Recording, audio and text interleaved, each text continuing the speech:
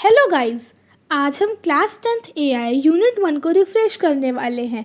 हम बात करेंगे एआई प्रोजेक्ट साइकिल की उन 5 स्टेजेस की और समझेंगे कि एआई एथिक्स हमारी डिजिटल दुनिया के लिए क्यों ज़रूरी हैं। सिंपल लैंग्वेज और रियल एग्जाम्पल के साथ चलिए शुरू करते हैं। तो सबसे पहले जान लेते हैं कि एआई प्रोजेक्ट साइकिल होता क्या है। So what is an AI project cycle.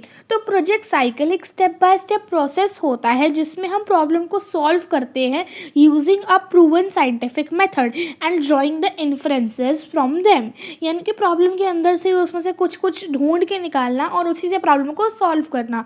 तो अब पढ़ लेते हैं components of AI project cycle यानी कि एआई प्रोजेक्ट साइकिल की स्टेजेस। तो सबसे पहले पढ़ लेते हैं प्रॉब्लम सॉल्विंग। प्रॉब्लम सॉल्विंग यानी कि प्रॉब्लम को अंडरस्टैंड करना कि एक्चुअली हमारी प्रॉब्लम है क्या। फिर आता है डेटा एक्विजिशन यानी कि एक्यूरेट और रिलायबल डेटा कलेक्ट करना।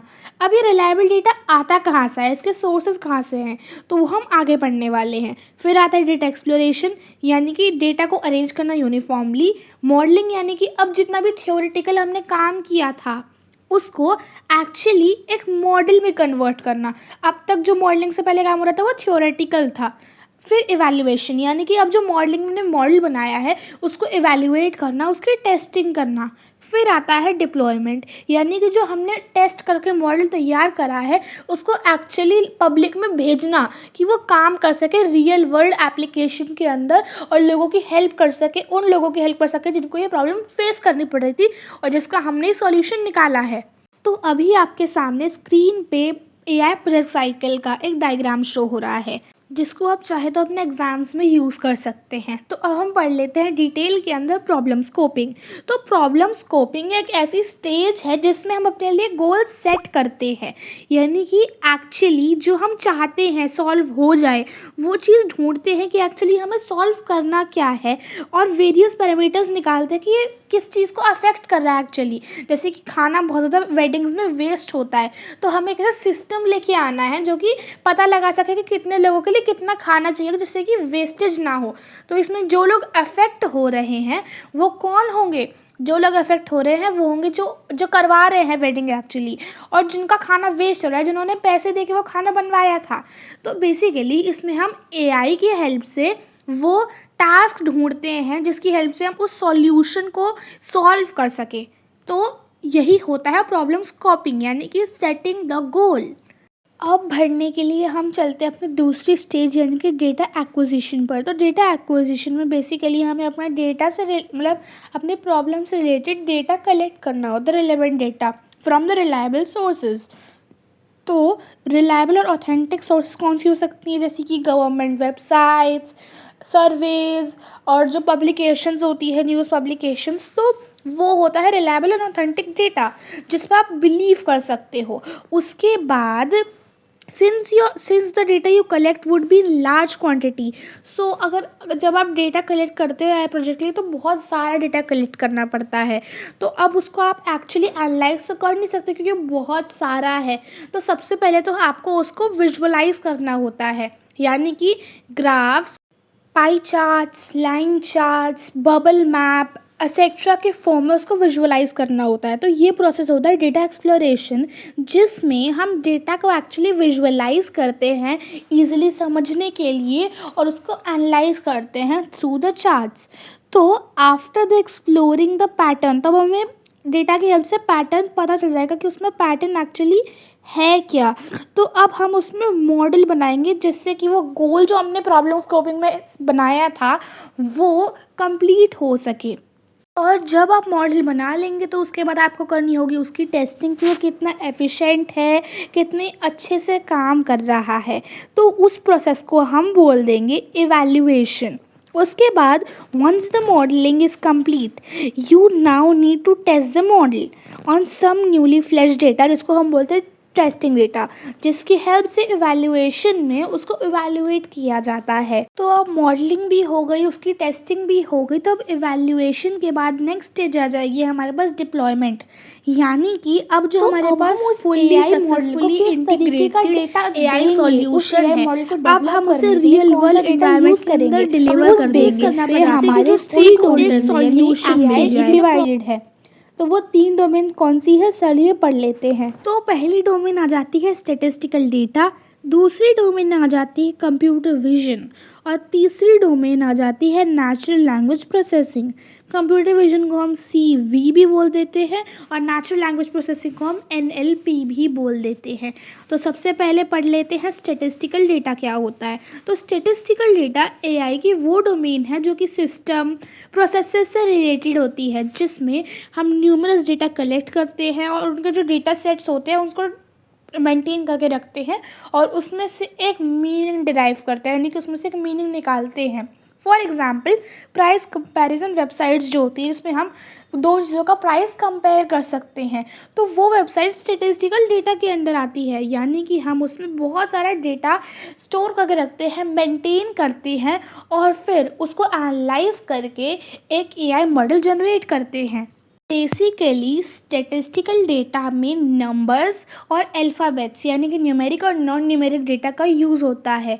फिर आ जाते हैं कंप्यूटर विजन पर। कंप्यूटर विजन को हम CV बोल देते हैं और ये AI की वो डोमेन है जो कि एक मशीन की कैपेबिलिटी कि वो कितनी विजुअल इमेज को एनालाइज कर सकता है उसको बताता है, और ये बताता है कि वो मशीन एक इमेज को प्रोसेस करके एनालाइज करके उसको विजुअल इन्फॉर्मेशन निकाल सकती है, उसमें से डिसीजन निकाल सकती है।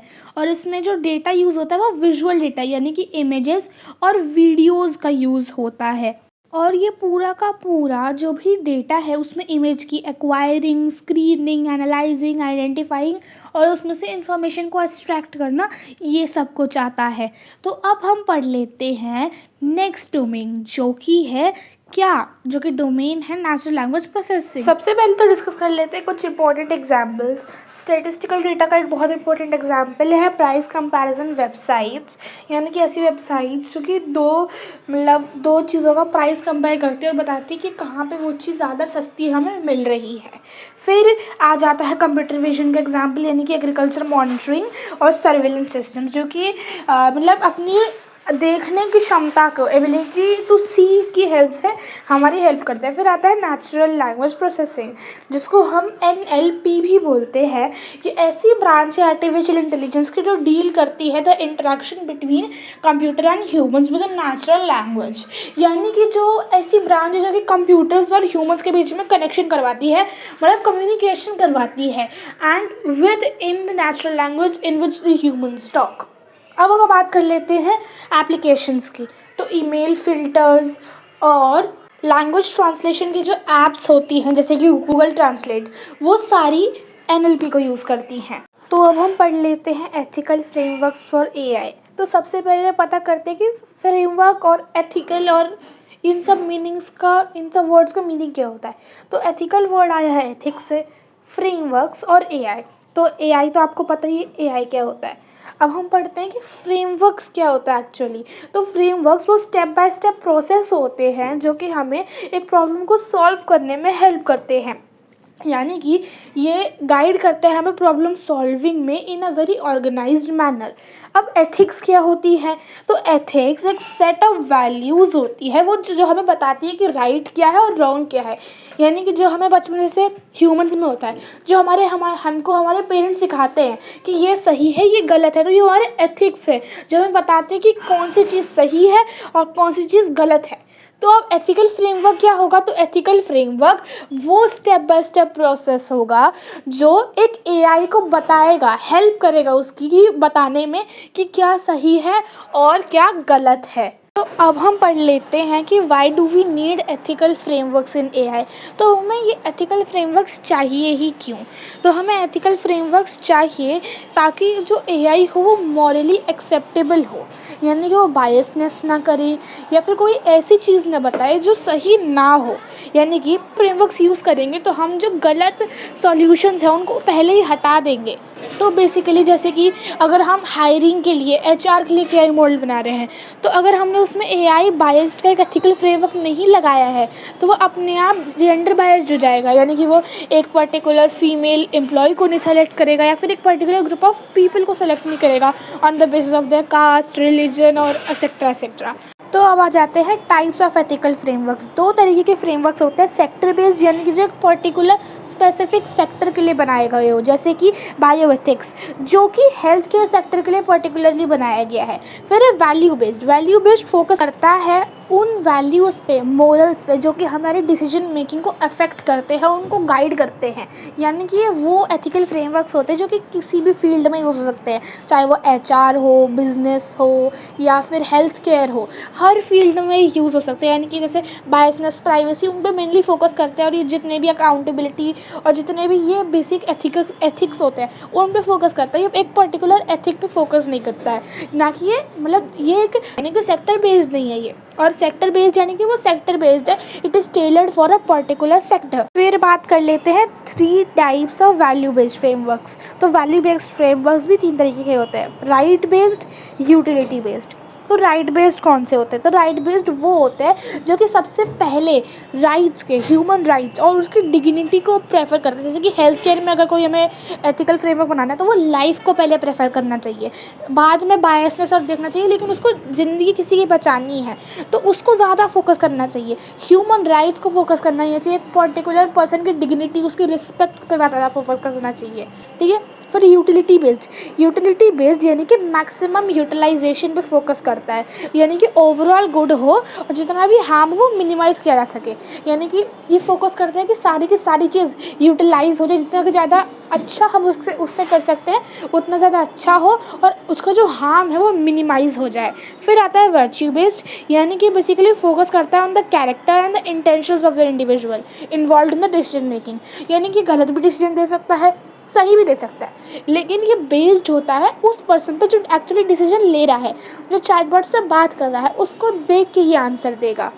तो अब जब अपनी स्क्रीन पे देख रहे हैं वो एक बहुत इंपॉर्टेंट डायग्राम है जो आप ड्रॉ कर सकते हैं।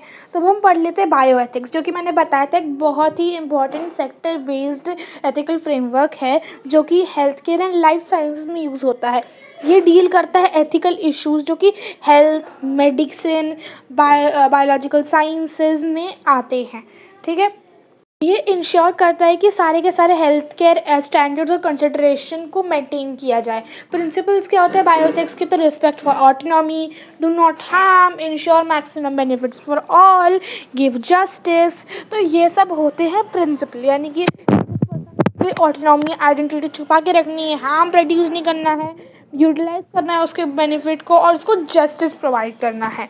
तो अब हम कुछ टर्म्स पढ़ लेते हैं। सबसे पहले नॉन मैलेफिशंस, यानी कि एथिकल प्रिंसिपल होता है ये, जो कि हमें प्रिंसिपल होता है जो कि हमें बताता है कि हमें हार्म नहीं कॉज करना है, यानी कि उसके नेगेटिव कॉन्सिक्वेंसेस नहीं होने चाहिए। मैलेफिसेंस यानी कि हमें इंटेंशनली कॉजिंग हार्म करना है। नॉन मैलेफिसेंस यानी कि हार्म नहीं होना चाहिए, और मैलेफिसेंसली यानी कि उसका हार्म होना चाहिए इंटेंशनली। और बेनिफिसेंस यानी कि ethical principle of promoting and maximising well being and individual society, यानी कि ये इसका मीनिंग होता है कि एथिकल प्रिंसिपल होता है कि प्रमोट करता है और मैक्सिमाइज़ करता है well being and welfare of the society, यानी कि पूरी सोसाइटी में जितने भी लोग हैं उनको मैक्सिमम बेनिफिट्स मिल सके। तो अब हम पढ़ लेते हैं 4 principle of bioethics that can be use to ensure an ethical AI solution for the health care problems. सबसे पहले रिस्पेक्ट फॉर ऑटोनॉमी, जैसे कि हमने ऊपर पढ़ा था, यानी कि एक जो डिसीजन ले रहा है एक पर्सन, वो खुद के डिसीजन से अवेयर हो, यानी कि डू नॉट हार्म। तो डू नॉट हार्म का मतलब है किसी को भी हार्म ना हो। मैक्सिमम बेनिफिट यानी कि जो भी हम AI सॉल्यूशन बना रहे हैं उसका मैक्सिमम बेनिफिट हो, बेस्ट बेनिफिट मिल सके, और हार्म कम से कम हो, यानी कि डू नॉट हार्म। और जस्टिस मिलना चाहिए सबको, किसी के साथ अन्याय नहीं होना चाहिए, इनजस्टिस नहीं होना चाहिए। So that's all for today's video. I hope आपको ये चैप्टर समझ आया होगा। Don't forget to like, share and subscribe to my channel.